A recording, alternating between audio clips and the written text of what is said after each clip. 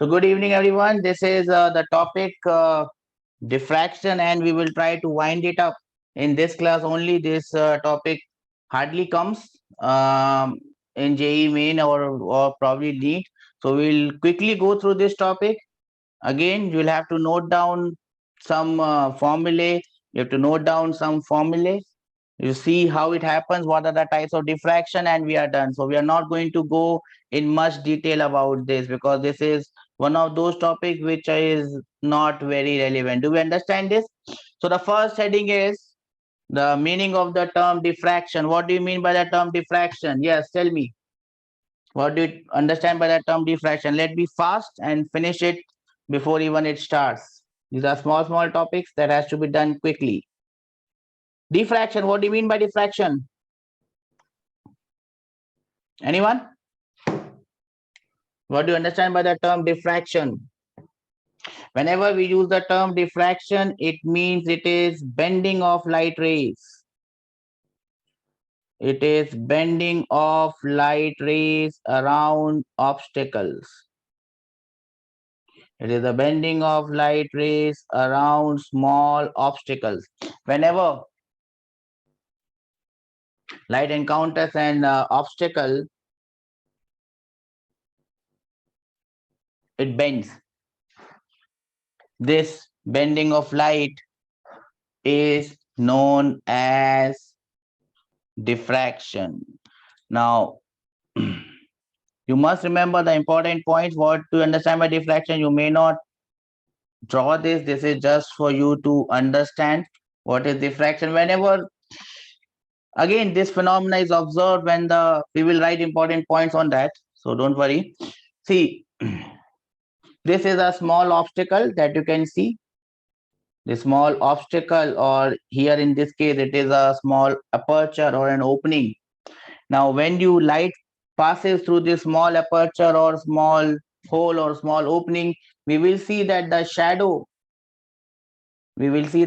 appears here. So basically, light, instead of traveling straight, it has actually bent. If you put an obstacle here, this is an obstacle. So whether it encounters a opening or it encounters an obstacle, here it's an opening, here it's an opening,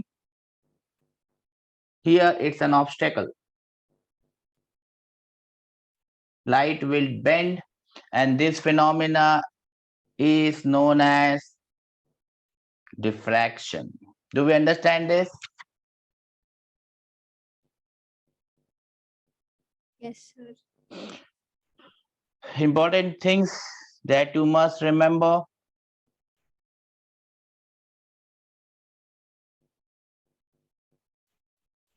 Now, this phenomena of diffraction is only observed when the size of the obstacle must be of the order of the wavelength of waves. So it must be the obstacle ka size or the opening ka size must be almost same as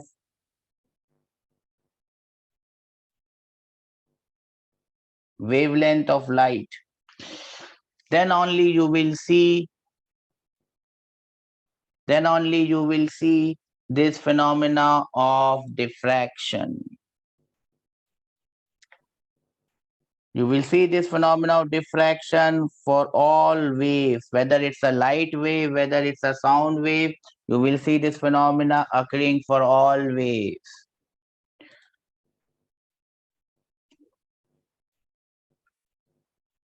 I hope everyone is noting this down. This is all about noting it down, remembering things. Now, greater the wavelength of light, greater the wavelength of wave, the greater is the degree of diffraction. That means if you use a wave of greater wavelength, you will have greater diffraction.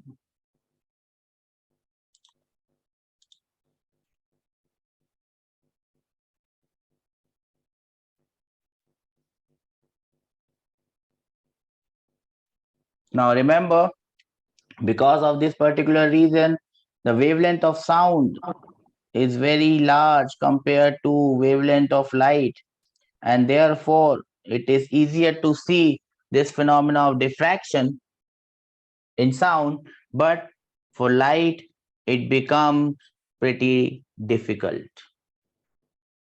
Sound, it is relatively simpler, but for light to see the bending of sound around corners, it is simple. If you are sitting here and someone is on the other side, the sound from your voice, sound from your mouth can bend around and go to the other room.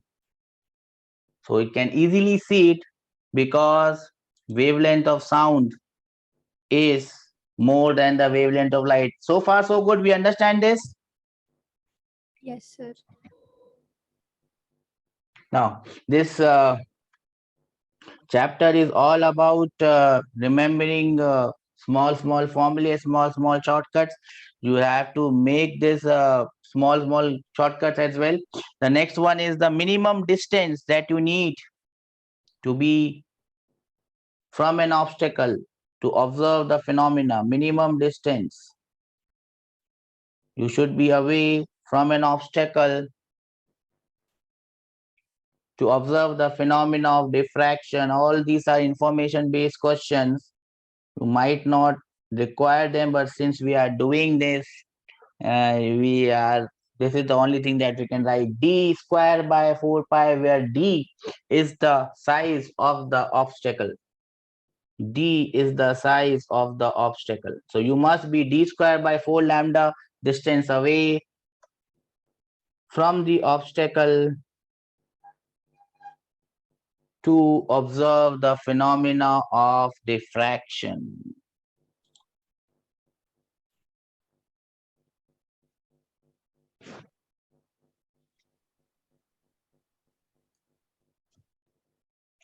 I hope everyone is noting this down. Up till now, the important points are: wavelength must be of the same order as the obstacle. Greater the wavelength, greater the degree of diffraction. Shall we move ahead? Yes, sir. Then there are two types of diffraction, and you just have to remember their names, and you have to remember what is the difference between the two types. The two types of diffraction. Have you heard about Fresnel diffraction and Fraunhofer diffraction? Have you heard about this Fresnel and Fraunhofer? The left hand side is the Fresnel and the right hand side is the Fraunhofer. Now what happens in a Fresnel diffraction is the source, this is the source S, and this is the screen. The source and the screen are at a finite distance from each other. They are away from each other, but the distance is finite. Then the diffraction is known as the Fresnel type of diffraction. The other type of diffraction is known as the Fraunhofer diffraction, in which you can see source light are coming parallel. That means source is at infinity, or the distance between them is infinite. The distance between the source and the screen, if it is infinite, then the type of diffraction is known as Fraunhofer diffraction.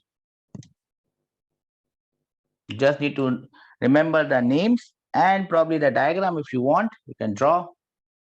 These are the two types of diffraction that are there. Fresnel, finite distance; Fraunhofer, infinite distance. I'll give you 2 minutes to note this down.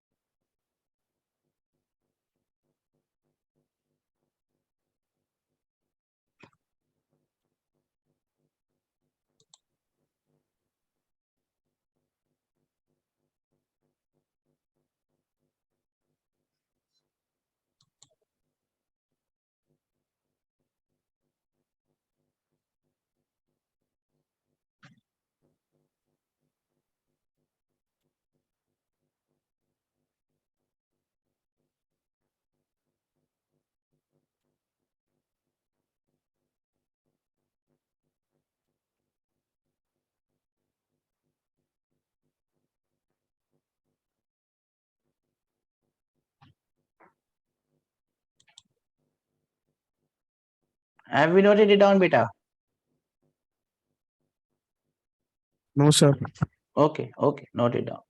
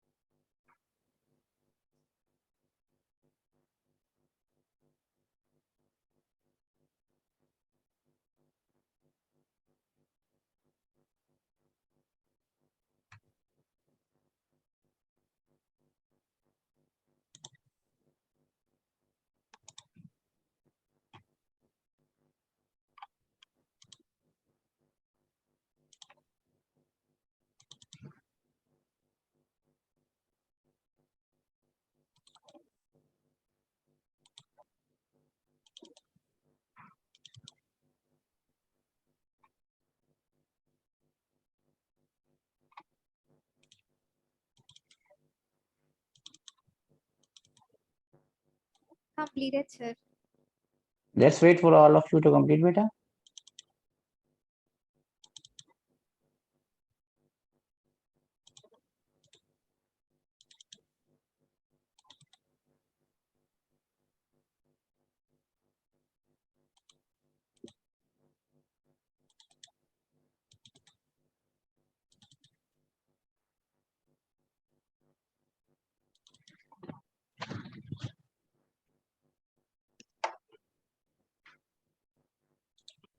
Everyone is done? Please let me know then.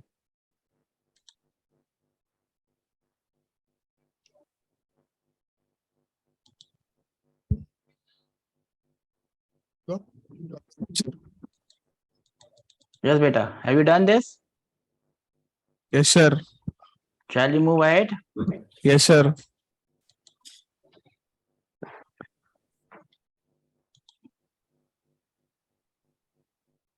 Okay.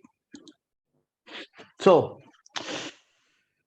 Fraunhofer and Fresnel, the two types of diffraction. Then the next heading is diffraction by a single slit. So, write the heading diffraction by a single slit. And what do you mean by diffraction by a single slit? What is going to happen here? What is going to happen here is we will have a single slit and we will see diffraction. Remember, the width of this or the opening or the size of this slit must be comparable to the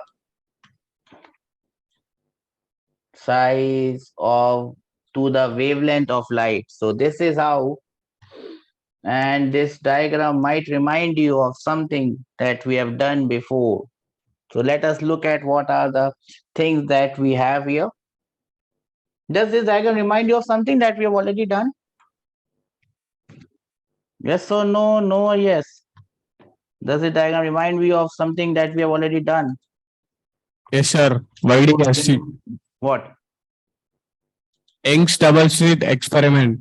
Yes, this might remind you of the Young's double slit experiment, and it looks very similar, but you just need to understand the difference between the two. Okay, in Young's double slit experiment, please look at what I'm saying, please see it, and then you can draw it. I'll give you time. In Young's double slit experiment, we had two slits, S1 and S2. Here we only have one slit. The width of that slit is D. Do we understand this? S1 and S2 are not two slits. It's only one slit. The width of this slit is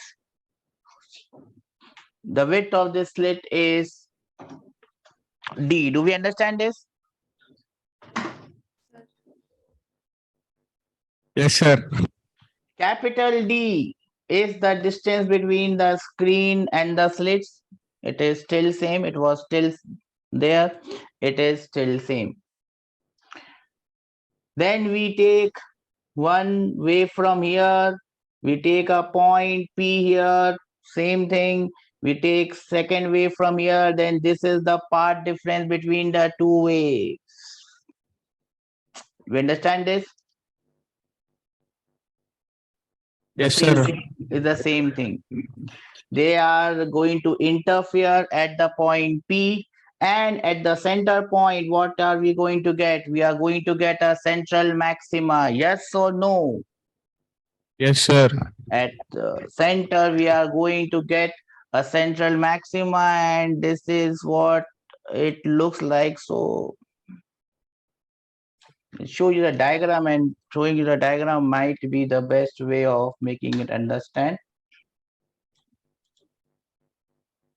This is the diagram, and I hope you can see the diagram on your screens. Now, do you understand? Do you see any difference between this diagram? This is the diagram of intensity with the distance from the central state. Here, normally the distance is not asked. They ask you the position, angular position or angular width. What do you see difference between this diffraction and the previous interference? Do you see some difference?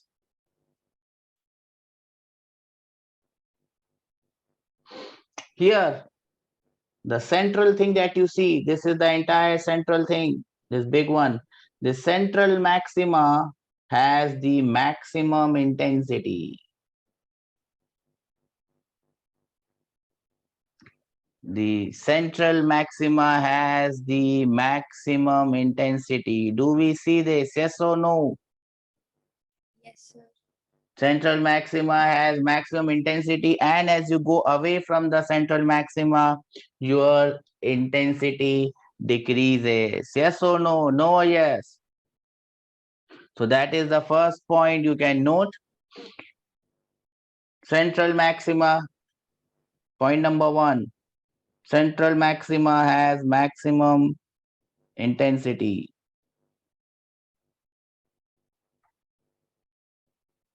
Central maxima has maximum intensity. I hope everyone is noting it down. We have to draw the diagram as well.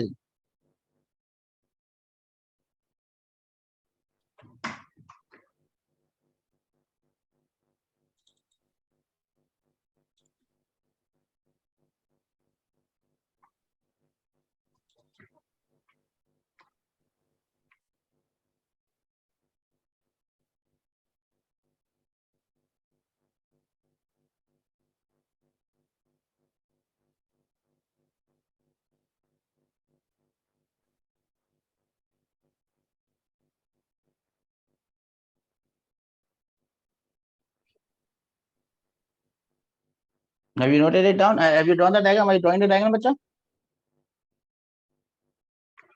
Okay, draw it.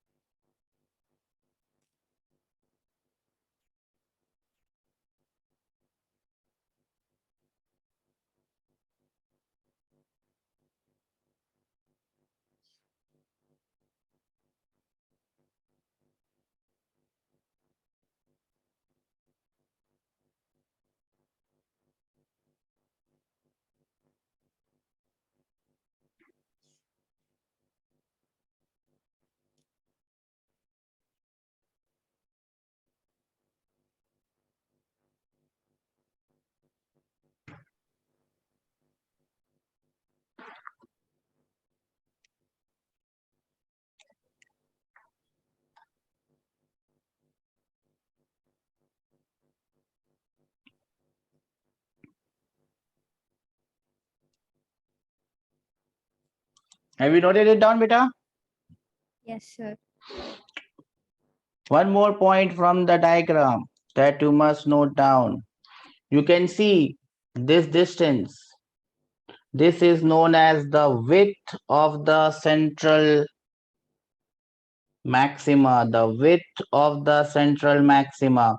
How much is the width of the central maxima? You can tell me, fatafat tell me what is the width of central maxima.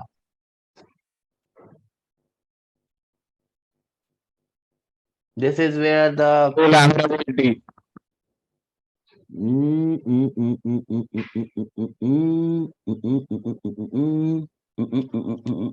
That is actually dimensionally wrong. This is actually what they've given is they've given theta, my dear friends. This is the value of theta, theta, theta, theta, not the distance. Theta, theta, theta, theta. So you multiply it by d. Remember, theta was the angular angle. You multiply it by d, or you divide y by d. You were getting angle. Yes or no? So the angle, so the width of this central maxima is. I'll give you one more chance. What is the width of the central maxima? 2 times lambda by d multiplied by capital D. Do we understand this? The angular width is 2 lambda by d. That is the angular width of the central maxima. Do we understand this? Yes or no? Are we getting these points from the diagram? Yes or no? Yes. Yes, sir. Okay. Please note it in the diagram itself, and I will note it here also.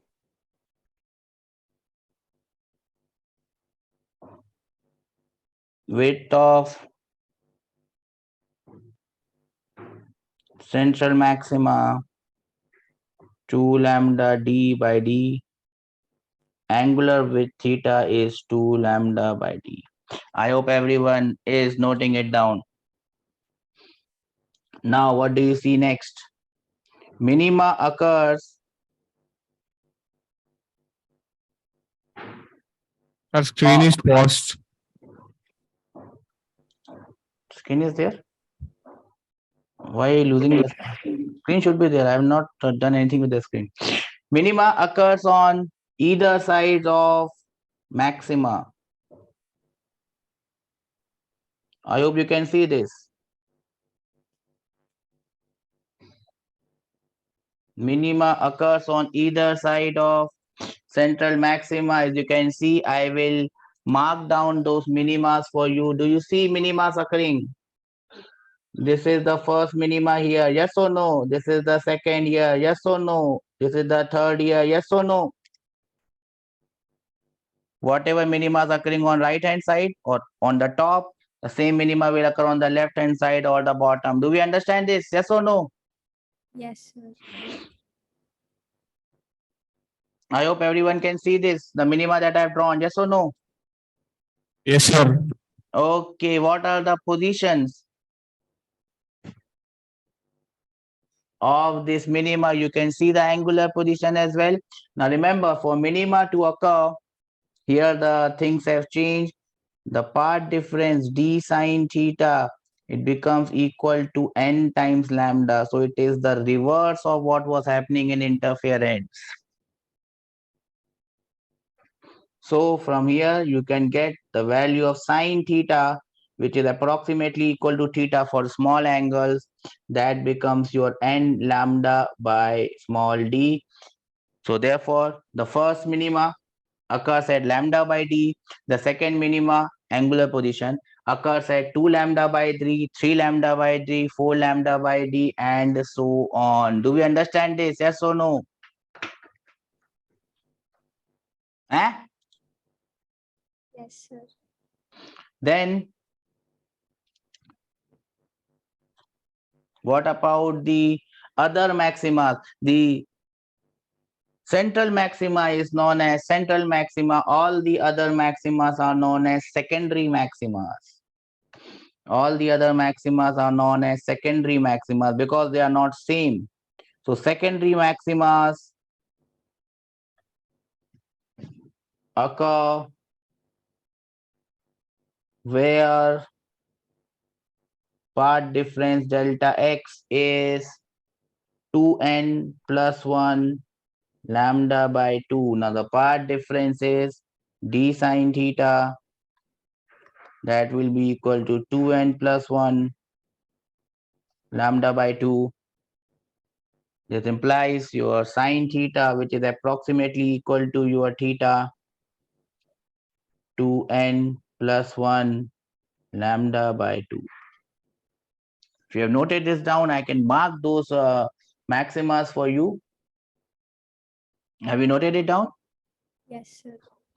And I can mark those maximas for you. What I'll do is I will probably make a bigger diagram for you so that I can mark it nicely and you can see them nicely. So I will just try to make a bigger diagram and I will mark it here. Okay, have you noted this down? It's still there on the board and it's still on the board. Let us mark the minimas and the maximas. The minimas are marked by black. Do you see this minima? First year, second year, third year on the left side or down side, whatever you call it. This is the first minima on the top side, second minima on the top side, and the third minima on the top side. Everyone sees this, yes or no? This is the zero, matlab central maxima. This is the first maxima on the downside. This is the second maxima on the downside, and so on. This is the first maxima on the upside, second maxima on the upside, and so on. Do we understand this? Yes or no? No, yes, or this is one above it saying bye bye, I'm going. Don't worry about me. Sir, You understand this? 2n plus 1 lambda by 2d, no, sir. Yes. 2n plus 1 lambda by 2d. Sorry, I did not write d. I will write d. Okay. So far, so good. We understand this. Everyone gets this?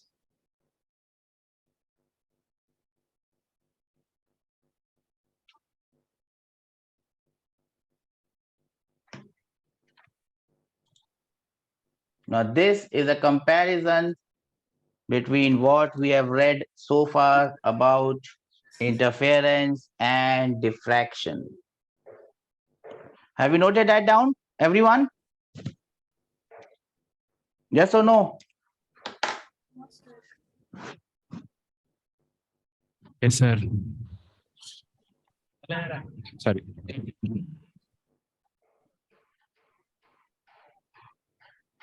Write it fast. This is a comparison between interference and diffraction.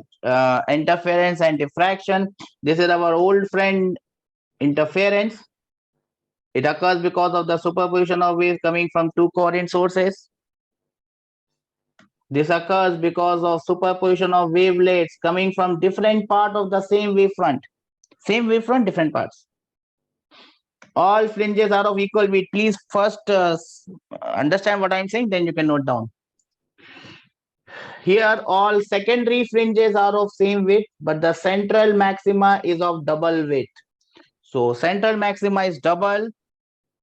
All the other maximas are half of this. Central maxima is 2 times lambda, capital D by small d. All the other maximas are lambda, capital D by small d. Do we understand this? Very important point. Do you understand this? Okay. Here all fringes are of same intensity, dark, bright, everything same. Here the intensity decreases. Here intensities of all minima may be 0. Here if it is not necessary that it is 0.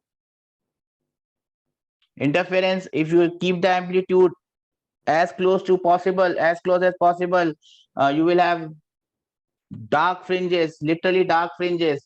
Now the position of nth maxima and nth minima have been interchanged here. We have seen this, yes or no? No, yes. Part difference for maxima is n lambda. Here part difference for maxima is n plus 2 n plus 1 lambda by 2. Everything has been reversed. Please note this down so that this is a revision of what we had done in interference plus the component of diffraction. I'll give you 2 minutes to note this down.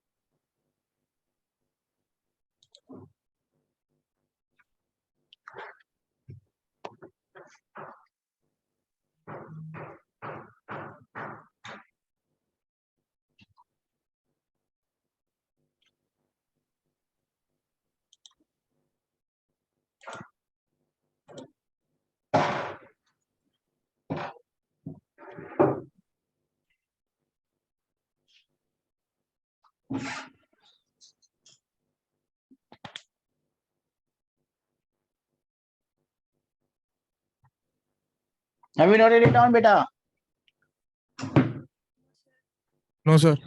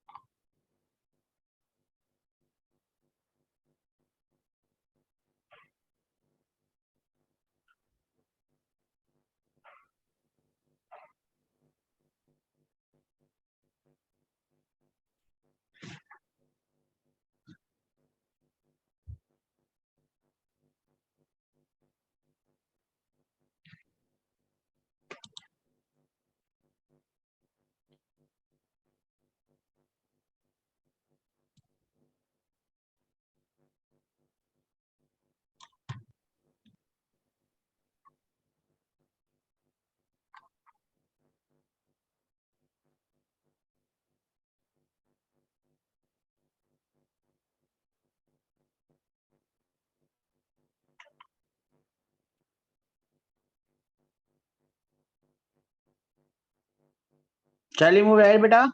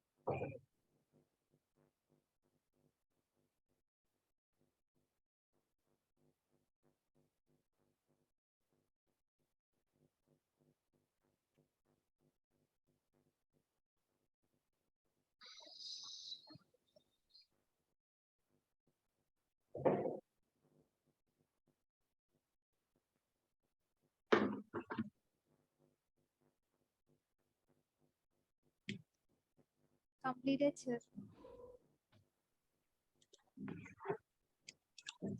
Everyone done?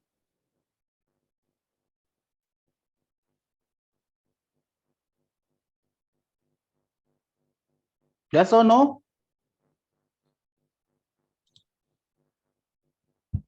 Yes, sir. Okay.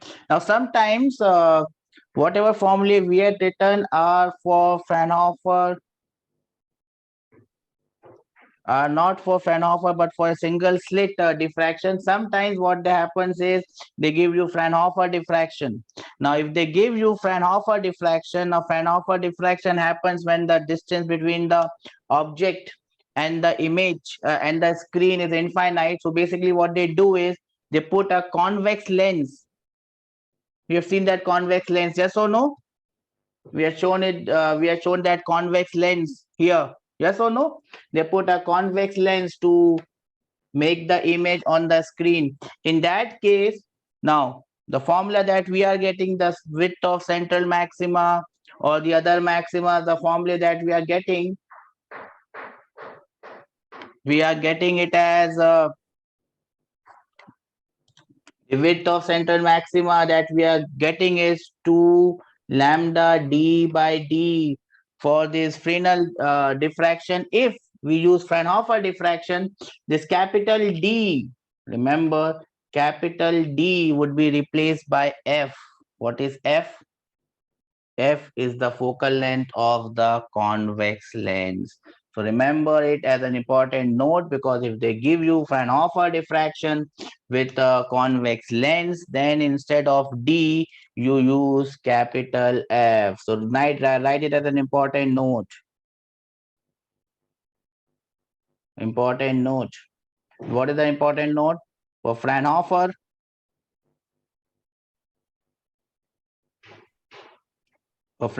diffraction,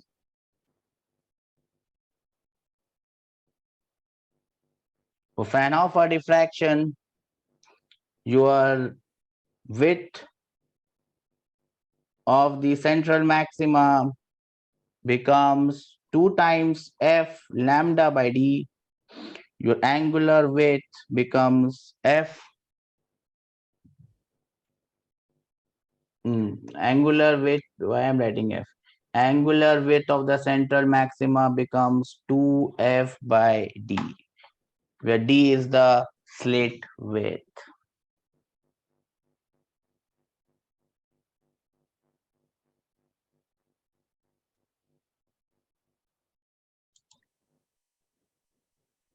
Do we understand this? Yes or no?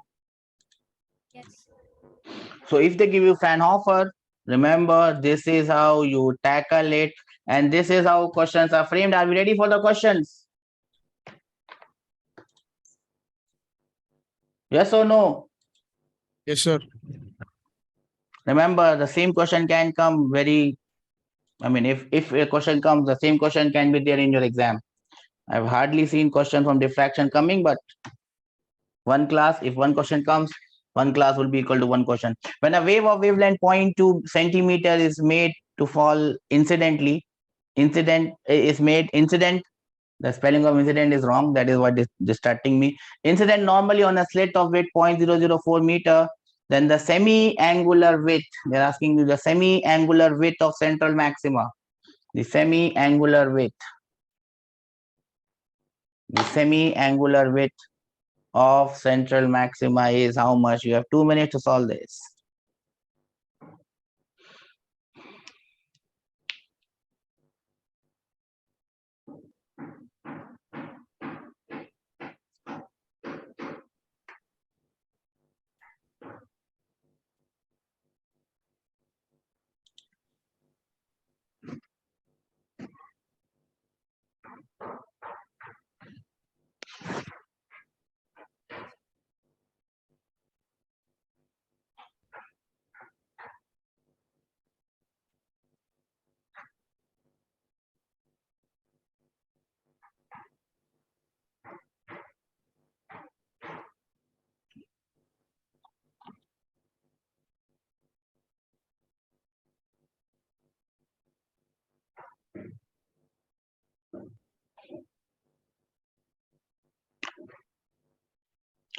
When they're asking the semi, and I want you to know this term, semi-angular width, that means the angular width of the central maxima is 2 lambda by a, semi-angular width will become lambda by a. Do you understand this, yes or no? Yes, sir. So what is the answer that you're getting, bacha? Which option? Option B. Option B, yes or no? So you have to find the value of sine theta, semi-angular, so that is simply equal to lambda by d. Do we understand this? Yes, sir. To find out lambda by d, I think lambda by d will come as 1 by 2. So your theta becomes sine inverse of 1 by 2. And the answer is 30 degree. If the question comes, this question would be as simple as this one. So if it comes, and that is the reason we are doing it, if it comes, it is as simple as this one. Remember, normally the angle will be very small. So sine theta can be taken equal to theta. I've already told you that. Yes or no? No, yes. In this case, the angle was very large, but normally the angle is very small. Can I give you the next question to lock this topic once and forever? Yes, sir. This is the next question. If you can do this, that means this topic is locked. This is how the questions are framed. This is a question taken from previous year JEEs.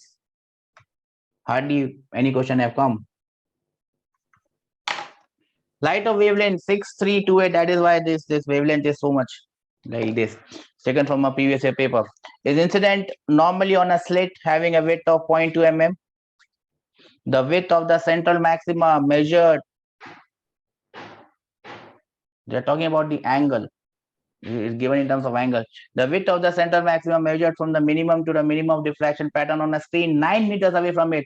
Do not worry about zeros. Did I tell you that? I mean, I've told the NEET students there, whenever light is given in Armstrong units, width is given in mm, distance is given in meters, you don't have to. If you look at the answer, all the answers are in the same, what should I say, same power, same units, point, decimal, something. So do not look for writing 10 raised to the power minus 10 with Armstrong, 10 raised to the power minus 3 with millimeter. That powers do not make any difference. You only calculate and get the answer quickly. Do you get what I'm saying? Don't get into the habit of, writing this as 6328 into 10 raised to the power minus 10. You will be wasting a lot of time if you do that. Just calculate fatafat and give me the answer.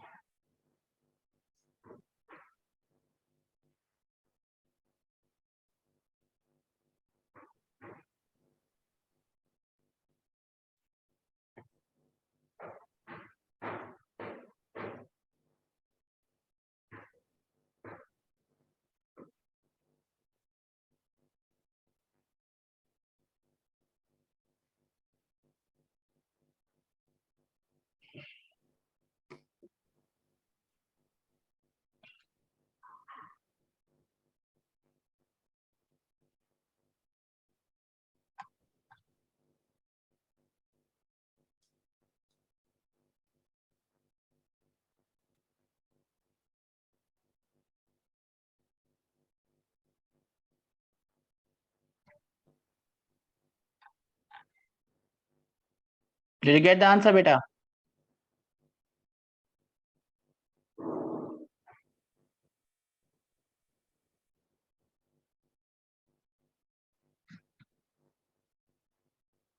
Okay, the term may be confusing to you. Shall I do it?